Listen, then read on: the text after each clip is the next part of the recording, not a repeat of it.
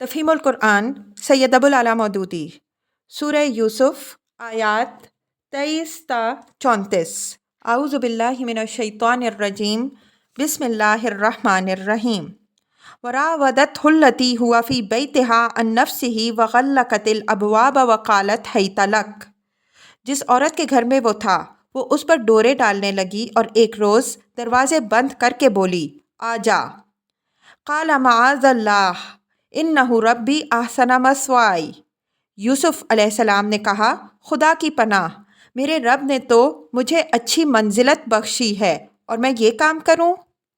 انہ لا یفلح الظالمون، ایسے ظالم کبھی فلاح نہیں پاتے۔ تفسیر: عام طور پر مفسرین اور مترجمین نے یہ سمجھا ہے کہ یہاں میرے رب کا لفظ حضرت یوسف علیہ السلام نے اس شخص کے لیے استعمال کیا ہے جس کی ملازمت میں وہ اس وقت تھے،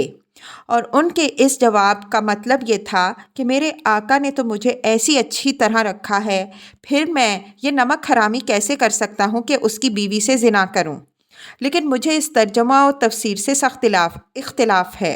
اگرچہ عربی زبان کے اعتبار سے یہ مفہوم لینے کی بھی گنجائش ہے، کیونکہ عربی میں لفظ رب آقا کے معنی میں بھی استعمال ہوتا ہے، لیکن یہ بات ایک نبی کی شان سے بہت گری ہوئی ہے کہ وہ ایک گناہ سے باز رہنے میں اللہ تعالیٰ کے بجائے کسی بندے کا لحاظ کرے، اور قرآن میں اس کی کوئی نظیر موجود نہیں ہے کہ کسی نبی نے خدا کے سوا کسی کو اپنا رب کہا ہو۔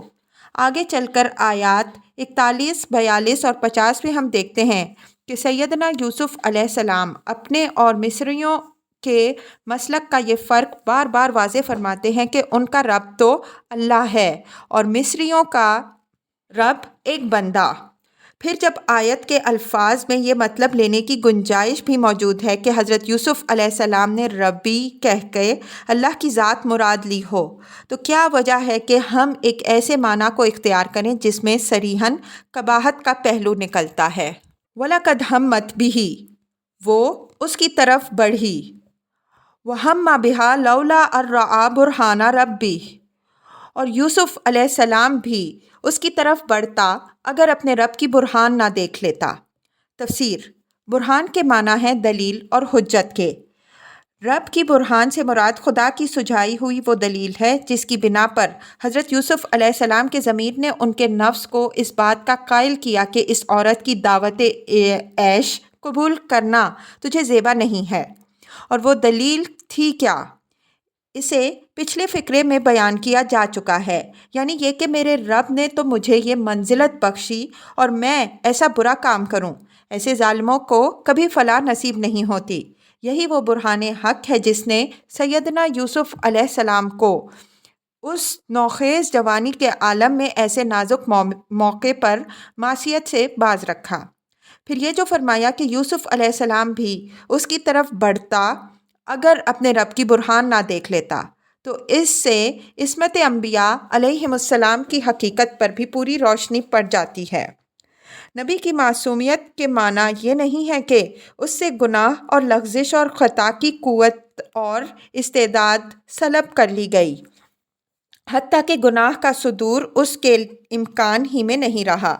بلکہ اس کے معنی یہ ہے کہ نبی اگرچہ گناہ کرنے پر قادر ہوتا ہے لیکن بشریت کی تمام صفات سے متصف ہونے کے باوجود اور جملہ انسانی جذبات، احساسات اور خواہشات رکھتے ہوئے بھی وہ ایسا نیک نفس اور خدا ترس ہوتا ہے کہ جان بوجھ کر کبھی گناہ کا قصد نہیں کرتا۔ وہ اپنے ضمیر میں اپنے رب کی ایسی زبردست حجتیں اور دلیلیں رکھتا ہے جن کے مقابلے میں کوئی خواہش نفس کبھی کامیاب نہیں ہونے پاتی، اور اگر نادانستہ اس سے کوئی لغزش سرزد ہو جاتی ہے تو اللہ تعالیٰ فوراً وحی جلی کے ذریعے سے اس کی اصلاح فرما دیتا ہے، کیونکہ اس کی لغزش تنہا ایک شخص کی لغزش نہیں، ایک پوری امت کی لغزش ہے۔ وہ راہ راست سے بال برابر ہٹ جائے تو دنیا گمراہی میں میلوں دور نکل جائے۔ وَكَذَلِكَ لِنَصْرِفَ عَنْهُ السُّوءَ وَالْفَحْشَاءَ، ایسا ہوا تاکہ ہم اس سے بدی اور بے حیائی کو دور کر دیں۔ تفسیر: اس ارشاد کے دو مطلب ہو سکتے ہیں، ایک یہ کہ اس کا دلیل رب کا دیکھنا اور گناہ سے بچ جانا ہماری توفیق کے ہدایت سے ہوا، کیونکہ ہم اپنے اس منتخب بندے سے بدی اور بے حیائی کو دور کرنا چاہتے تھے۔ دوسرا مطلب یہ بھی لیا جا سکتا ہے، اور یہ زیادہ گہرا مطلب ہے، کہ یوسف علیہ السلام کو یہ معاملہ جو پیش آیا تو یہ بھی دراصل ان کی تربیت کے سلسلے میں ایک ضروری مرحلہ تھا۔ ان کو بدی اور بے حیائی سے پاک کرنے اور ان کی طہارت نفس کو درجہ کمال پر پہنچانے کے لیے مصلحت الہی میں یہ ناگزیر تھا کہ ان کے سامنے معصیت کا ایک ایسا نازک موقع پیش آئے، اور اس آزمائش کے وقت وہ اپنے ارادے کی پوری طاقت پرہیزگاری اور تقویٰ کے پلڑے میں ڈال کر اپنے نفس کے برے میلانات کو ہمیشہ کے لیے قطعی طور پر شکست دے دیں۔ خصوصیت کے ساتھ اس مخصوص طریقہ تربیت کے اختیار کرنے کی مصلحت اور اہمیت اس اخلاقی ماحول کو نگاہ میں رکھنے سے بآسانی سمجھ میں آ سکتی ہے جو اس وقت کی مصری سوسائٹی میں پایا جاتا تھا۔ آگے رکوع 4 میں اس ماحول کی جو ایک ذرا سی جھلک دکھائی گئی ہے، اس سے اندازہ ہوتا ہے کہ اس وقت کے مہذب مصر میں بالعموم اور اس کے اونچے طبقے میں بالخصوص صنفی آزادی قریب قریب اسی پیمانے پر تھی جس پر ہم اپنے زمانے کے اہل مغرب اور مغرب زدہ طبقوں کو فائز پا رہے ہیں۔ حضرت یوسف علیہ السلام کو ایسے بگڑے ہوئے لوگوں میں رہ کر کام کرنا تھا، اور کام بھی ایک معمولی آدمی کی حیثیت سے نہیں بلکہ فرما روائے ملک کی حیثیت سے کرنا تھا۔ اب یہ ظاہر ہے کہ جو خواتین کرام ایک حسین غلام کے آگے بچھی جا رہی تھیں، وہ ایک جوان اور خوبصورت فرما روا کو پھانسنے اور بگاڑنے کے لیے کیا نہ کر گزرتیں۔ اسی کی پیش بندی اللہ تعالیٰ نے اس طرح فرمائی کہ ایک طرف تو ابتدا ہی میں اس آزمائش سے گزار کر حضرت یوسف علیہ السلام کو پختہ کر دیا، اور دوسری طرف خود خواتین مصر کو بھی ان سے مایوس کر کے ان کے سارے فتنوں کا دروازہ بند کر دیا۔ اِنَّهُ مِنْ عِبَادِنَا الْمُخْلَصِينَ، در حقیقت وہ ہمارے چنے ہوئے بندوں میں سے تھا۔ وَاسْتَبَقَ الْبَابَ، آخر کار یوسف علیہ السلام اور وہ آگے پیچھے دروازے کی طرف بھاگے۔ وَقَدَّتْ قَمِيصَهُ مِنْ دُبُرٍ،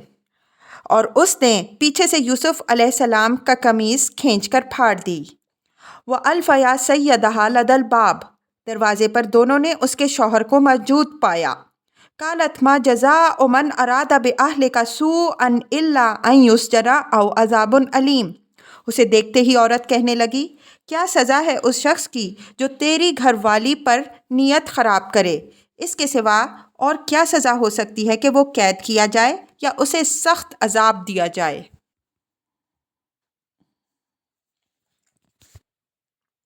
قالا ہی راودتنی عن نفسی، یوسف علیہ السلام نے کہا، یہی مجھے پھانسنے کی کوشش کر رہی تھی۔ وَشَهِدَ شَاهِدٌ مِّنْ أَهْلِهَا، اس عورت کے اپنے کنبے والوں میں سے ایک شخص نے قرینے کی شہادت پیش کی۔ تفسیر، اس سے معاملے کی نوعیت یہ سمجھ آتی ہے کہ صاحب خانہ کے ساتھ خود اس عورت کے بھائی بندوں میں سے بھی کوئی شخص آ رہا ہوگا، اور اس نے یہ قضیہ سن کر کہا ہوگا کہ جب یہ دونوں ایک دوسرے پر الزام لگاتے ہیں اور موقع کا گواہ کوئی نہیں، تو قرینے کی شہادت سے اس معاملے کی یوں تحقیق کی جا سکتی ہے۔ بعض روایات میں بیان کیا گیا ہے کہ یہ شہادت پیش کرنے والا ایک شیر خوار بچہ تھا جو وہاں پنگوڑے میں لیٹا ہوا تھا، اور خدا نے اسے گویائی عطا کر کے اس سے یہ شہادت دلوائی، لیکن یہ روایت نہ تو کسی صحیح سند سے ثابت ہے اور نہ اس معاملے میں خواہ مخواہ معجزے سے مدد لینے کی کوئی ضرورت ہے۔ اس شاہد نے قرینے کی جس شہادت کی طرف توجہ دلائی وہ سراسر ایک معقول شہادت ہے، اور اس کو دیکھنے سے بیک نظر معلوم ہو جاتا ہے کہ یہ شخص ایک معاملہ فہم اور جہاں دیدہ آدمی تھا جو صورت معاملہ سامنے آتے ہی اس کی تہ کو پہنچ گیا۔ بعید نہیں کہ وہ کوئی جج یا میجسٹریٹ ہو۔ ان کان قمیصہ قد من قبل فصدقت وہو من الکاذبین، کہ اگر یوسف علیہ السلام کا قمیص آگے سے پھٹا ہو تو عورت سچی ہے اور یہ جھوٹا ہے۔ وَإِن كَانَ قَمِيصُهُ قُدَّ مِن دُبُرٍ فَكَذَبَتْ وَهُوَ مِنَ الصَّادِقِينَ، اور اگر اس کا قمیص پیچھے سے پھٹا ہو تو عورت جھوٹی ہے اور یہ سچا۔ تفسیر: مطلب یہ ہے کہ اگر یوسف علیہ السلام کا قمیص سامنے سے پھٹا ہو تو یہ اس بات کی صریح علامت ہے کہ اقدام یوسف علیہ السلام کی جانب سے تھا اور عورت اپنے آپ کو بچانے کے لیے کشمکش کر رہی تھی۔ لیکن اگر یوسف علیہ السلام کی قمیص پیچھے سے پھٹا ہے تو اس سے صاف ثابت ہوتا ہے کہ عورت اس کے پیچھے پڑی ہوئی تھی اور یوسف علیہ السلام اس سے بچ کر نکل جانا چاہتا تھا۔ اس کے علاوہ قرینے کی ایک اور شہادت بھی اس شہادت میں چھپی ہوئی تھی، وہ یہ کہ اس شاہد نے توجہ صرف یوسف علیہ السلام کی قمیص کی طرف دلائی۔ اس سے صاف ظاہر ہو گیا کہ عورت کے جسم یا اس کے لباس پر تشدد کی کوئی علامت سرے سے پائی ہی نہ جاتی تھی، حالانکہ اگر یہ مقدمہ اقدام زنا بالجبر کا ہوتا تو عورت پر اس کے کھلے آثار پائے جاتے۔ فَلَمَّا رَأَىٰ قَمِيصَهُ قُدَّ مِن دُبُرٍ قَالَ إِنَّهُ مِن كَيْدِكُنَّ۔ جب شوہر نے دیکھا کہ یوسف علیہ السلام کا قمیص پیچھے سے پھٹا ہے تو اس نے کہا، یہ تم عورتوں کی چالاکیاں ہیں۔ إِنَّ كَيْدَكُنَّ عَظِيمٌ، واقعی بڑے غضب کی ہوتی ہیں تمہاری چالیں۔ یوسف عارض عن ھذا، یوسف اس کے معاملے سے درگزر کر۔ وَاسْتَغْفِرِي لِذَنبِكِ إِنَّكِ كُنتِ مِنَ الْخَاطِئِينَ، اور اے عورت تو اپنے قصور کی معافی مانگ، تو ہی اصل میں خطا کار ہے۔ تفسیر: بائبل میں اس حصے کو جس بھونڈے طریقے سے بیان کیا گیا ہے وہ ملاحظہ ہو۔ تب اس عورت نے اس کا پیرہن پکڑ کر کہا کہ میرے ساتھ ہم بستر ہو۔ وہ اپنا پیرہن اس کے ہاتھ میں چھوڑ کر بھاگا اور باہر نکل گیا۔ جب اس نے دیکھا کہ وہ اپنا پیرہن اس کے ہاتھ میں چھوڑ کر بھاگ گیا تو اس نے اپنے گھر کے آدمیوں کو بلا کر ان سے کہا کہ دیکھو، وہ ایک عبری کو ہم سے مذاق کرنے کے لیے ہمارے پاس لے آیا ہے۔ یہ مجھ سے ہم بستر ہونے کو اندر گھس آیا اور میں بلند آواز سے چلانے لگی۔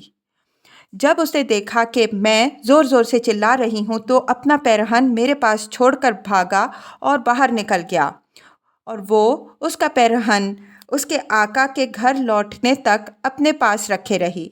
جب اس کے آقا نے بھی اپنی بیوی کی وہ باتیں جو اس نے اس سے کہیں سن لیں کہ تیرے غلام نے مجھ سے ایسا ایسا کیا، تو اس کا غضب بھڑکا اور یوسف علیہ السلام کا آقا اس کو لیے قید خانے میں، جہاں بادشاہ کے قیدی بند تھے، ڈال دیا۔ پیدائش باب 29 آیات 12-20۔ خلاصہ اس عجیب و غریب روایت کا یہ ہے کہ حضرت یوسف علیہ السلام کے جسم پر لباس کچھ اس قسم کا تھا کہ ادھر زلیخا نے اس پر ہاتھ ڈالا اور ادھر وہ پورا لباس خود بخود اتر کے اس کے ہاتھ میں آ گیا۔ پھر لطف یہ ہے کہ حضرت یوسف علیہ السلام وہ لباس اس کے پاس چھوڑ کر یوں ہی براہنہ بھاگ نکلے اور ان کا لباس اس عورت کے پاس ہی رہ گیا۔ اس کے بعد حضرت یوسف علیہ السلام کے مجرم ہونے میں آخر کون شخص کر سکتا ہے؟ یہ تو ہے بائبل کی روایت۔ رہی تلمود تو اس کا بیان ہے کہ پوتیفار نے اپنی بیوی سے یہ شکایت سنی تو اس نے یوسف علیہ السلام کو خوب پٹوایا، پھر ان کے خلاف عدالت میں استغاثہ دائر کیا اور حکام عدالت نے یوسف علیہ السلام کی قمیص کا جائزہ لے کر فیصلہ کیا کہ عورت کا قصور ہے، کیونکہ قمیص پیچھے سے پھٹا ہے نہ کہ آگے سے۔ لیکن یہ بات ہر صاحب عقل آدمی تھوڑے سے غور و تأمل سے بآسانی سمجھ سکتا ہے کہ قرآن کی روایت تلمود کی روایت سے زیادہ قرین قیاس ہے۔ آخر کس طرح یہ باور کر لیا جائے کہ ایسا بڑا ایک ذی وجاہت آدمی اپنی بیوی پر اپنے غلام کی دست درازی کا معاملہ خود عدالت میں لے گیا ہو؟ یہ ایک نمایاں ترین مثال ہے قرآن اور اسرائیلی روایات کے فرق کی، جس سے مغربی مستشرقین کے اس الزام کی لغویت صاف واضح ہو جاتی ہے کہ محمد صلی اللہ علیہ وسلم یہ قصے بنی اسرائیل سے نقل کر رہے ہیں۔ سچ یہ ہے کہ قرآن نے تو ان کی اصلاح کی ہے اور اصل واقعات دنیا کو بتائے ہیں۔ وَقَالَ نِسْوَةٌ فِي الْمَدِينَةِ امْرَأَةُ الْعَزِيزِ تُرَاوِدُ فَتَاهَا عَن نَفْسِهِ قَدْ شَغَفَهَا حُبًّا۔ شہر کی عورتوں نے آپس میں چرچا کیا کہ عزیز کی بیوی اپنے نوجوان غلام کے پیچھے پڑی ہوئی ہے، محبت نے اس کو بے قابو کر رکھا ہے، ہمارے نزدیک تو وہ صریح غلطی کر رہی ہے۔ انا لنراہا فی ضلال مبین، ہمارے نزدیک تو وہ صریح غلطی کر رہی ہے۔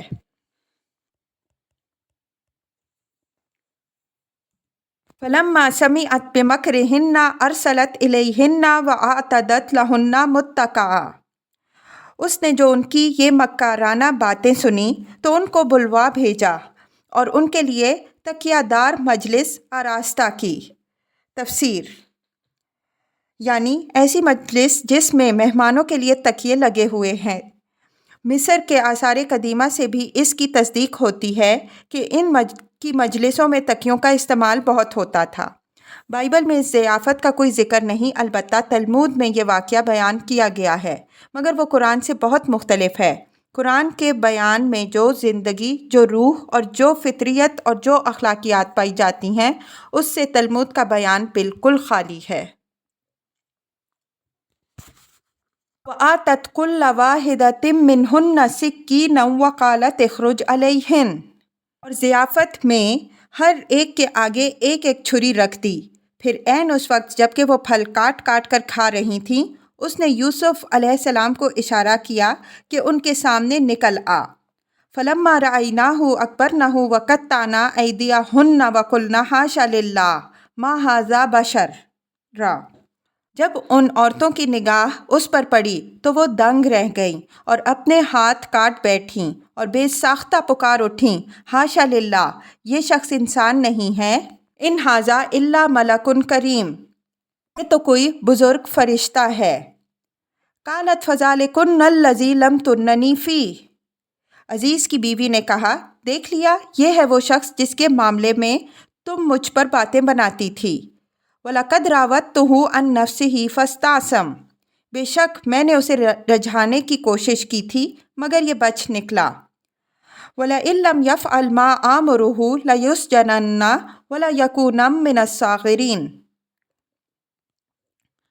اگر یہ میرا کہنا نہ مانے گا تو قید کیا جائے گا اور بہت ذلیل و خوار ہوگا۔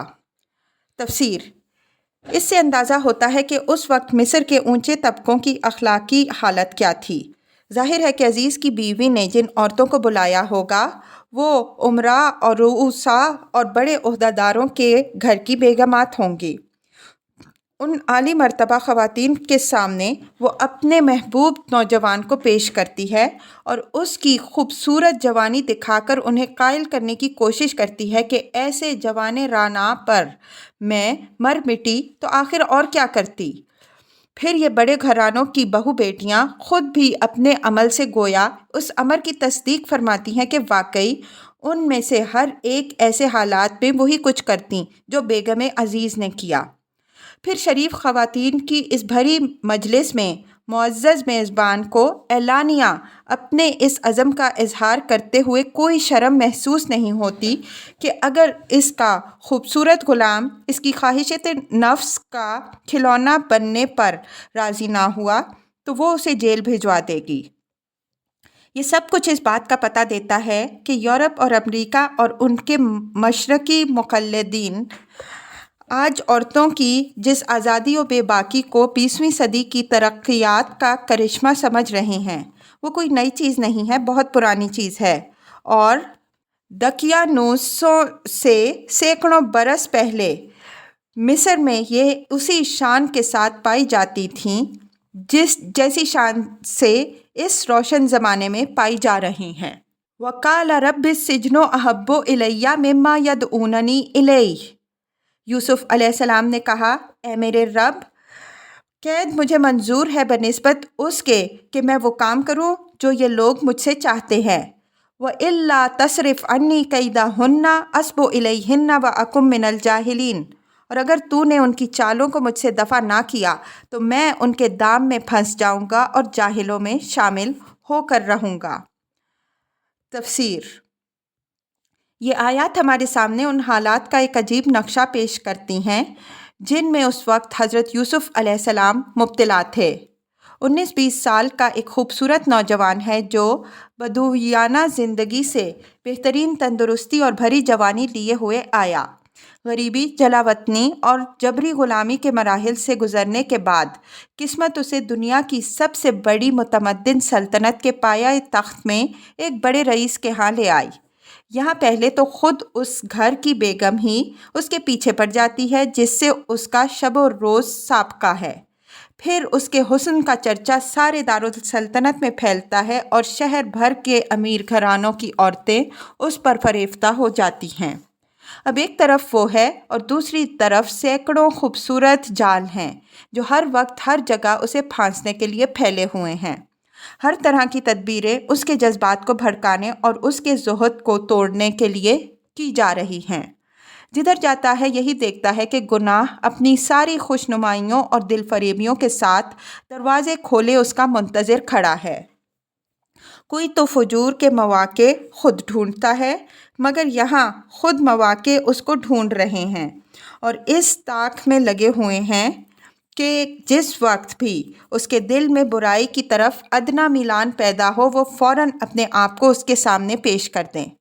رات دن کے 24 گھنٹے وہ اس خطرے میں بسر کر رہا ہے کہ کبھی ایک لمحے کے لیے بھی اس کے ارادے کی بندش میں کوئی ڈھیل آ جائے تو وہ گناہ کے ان بے شمار دروازوں میں سے کسی میں داخل ہو سکتا ہے جو اس کے انتظار میں کھلے ہوئے ہیں۔ اس حالت میں یہ خدا پرست نوجوان جس کامیابی کے ساتھ ان شیطانی ترغیبات کا مقابلہ کرتا ہے، وہ بجائے خود کچھ کم قابل تعریف نہیں، مگر ضبط نفس کے اس حیرت انگیز کمال پر عرفان نفس اور طہارت فکر کا مزید کمال یہ ہے کہ اس پر بھی اس کا دل کبھی یہ متکبرانہ خیال نہیں کرتا کہ واہ رے میں کیسی مضبوط سیرت والا ہوں کہ ایسی ایسی حسین اور جوان عورتیں میری گرویدہ ہیں اور پھر بھی میرے قدم نہیں پھسلتے۔ اس کے بجائے وہ اپنی بشری کمزوریوں کا خیال کر کے کانپ اٹھتا ہے اور نہایت عاجزی کے ساتھ خدا سے مدد کی التجا کرتا ہے کہ اے رب، میں ایک کمزور انسان ہوں، میرا اتنا بلبوتا کہاں کہ ان بے پناہ ترغیبات کا مقابلہ کر سکوں۔ تو مجھے سہارا دے، مجھے بچا، ڈرتا ہوں کہ کہیں میرے قدم پھسل نہ جائیں۔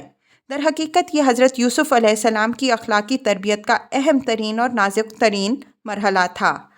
دیانت، امانت، عفت، حق شناسی، راست روی، انضباط اور توازن ذہنی کی غیر معمولی صفات جو اب تک ان کے اندر چھپی ہوئی تھیں اور جن سے وہ خود بھی بے خبر تھے، وہ سب کی سب اس شدید آزمائش کے دور میں ابھر آئیں،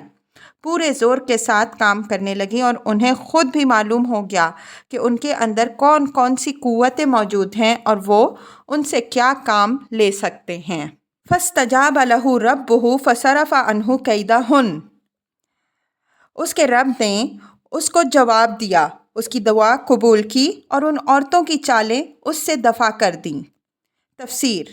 دفع کرنا اس معنی میں ہے کہ یوسف علیہ السلام کی سیرت صالحہ کو ایسی مضبوطی بخش دی جس کے مقابلے میں ان عورتوں کی ساری تدبیریں ناکام ہو کر رہ گئیں۔ نیز اس کے معنی میں یہ بھی ہے کہ مشیت الہی نے جیل کا دروازہ ان کے لیے کھلوا دیا۔ اِنَّهُ هُوَ السَّمِيعُ الْعَلِيمُ، بے شک وہی ہے جو سب کچھ سنتا اور سب کچھ جانتا ہے۔